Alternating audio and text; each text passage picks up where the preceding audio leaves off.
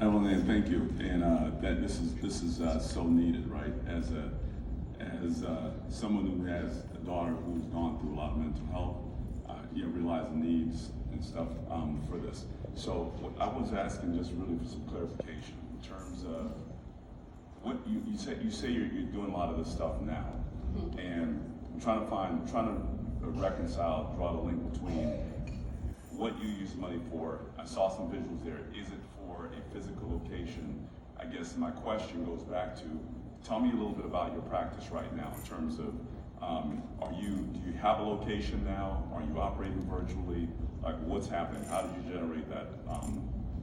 Sure. So since 2020, I have been operating in a home office that I see clients virtually. There is a system that I work with called Simple Practice, and that allows me to submit my claims, to keep track of medical records, as well as be able to see clients virtually. So there's a link that I send to them, and they click on it, and we're able to see each other in that space. But again, I know that there is also a need, because there's a certain dynamic that happens, a healing component, when you're able to see people face to face. And so if winning this $25,000, that will certainly go a long way in me building that compound to have an opportunity for people to come face to face and do that work. And then the 25,000, you're building this, the location. Mm-hmm. Do you have? How do you plan to fund it? What does the 25,000 get you to? Like, do you have property already?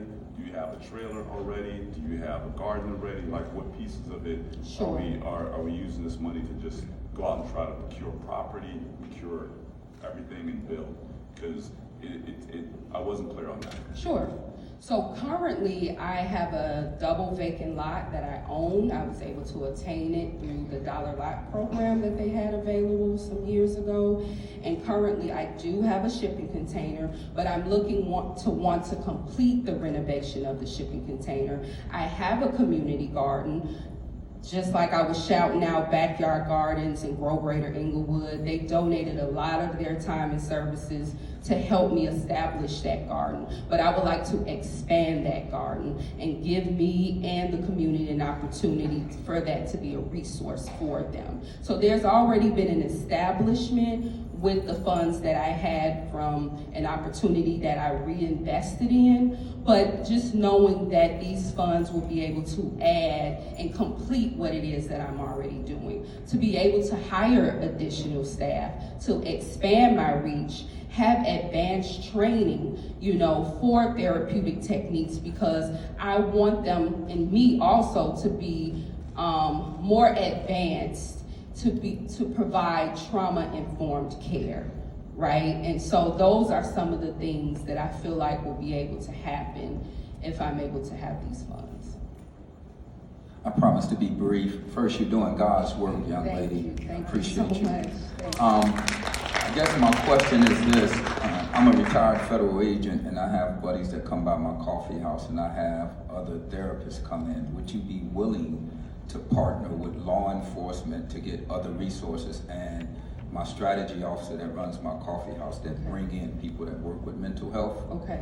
Let's talk later, okay? Definitely. I'm always looking to collaborate and open up, because I just can't, it's not just happening with one person, right? We have to create a village and a community to really get this work done.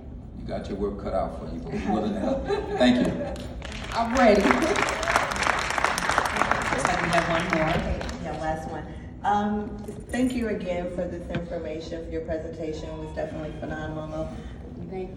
Also closely aligned to understand the importance of care for our communities from a mental health perspective.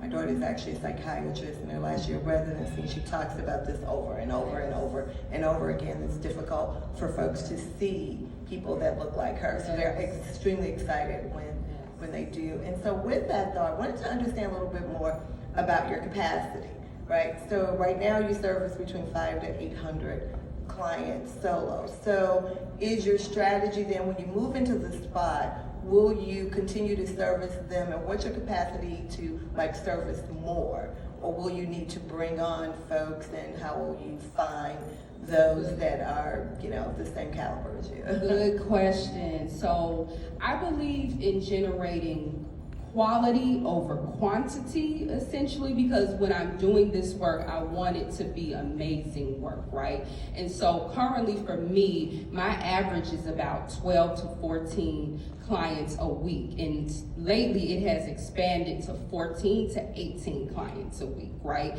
And then sometimes I get people who reach out to me and say, hey, I would love to do an internship with your practice so that I can gain supervision hours. And so I think that would be a great opportunity for me to bring 1 or 2 interns in that's looking to get supervision hours and get that training and be in the heart of it all within the community to do this work, right? So I'm hoping to expand my reach by being able to see people in person, because I know there's a clientele that rather in person over virtually, as well as bring in other counselors. Since doing this since 2020, I've definitely networked with a bunch of other therapists that I think we will be able to work great together. Just like I said in my presentation, there's a counselor that services Englewood, and just over the summer we did a couple of workshops. So maybe more support groups and workshops, so then we can expand our reach within that sector without feeling like it always has to do one-on-one type work. All right, everyone, please give it up once again for Evelyn Ann Davis with Divine Purpose Counseling Center, LLC. Great job. Now, our second participant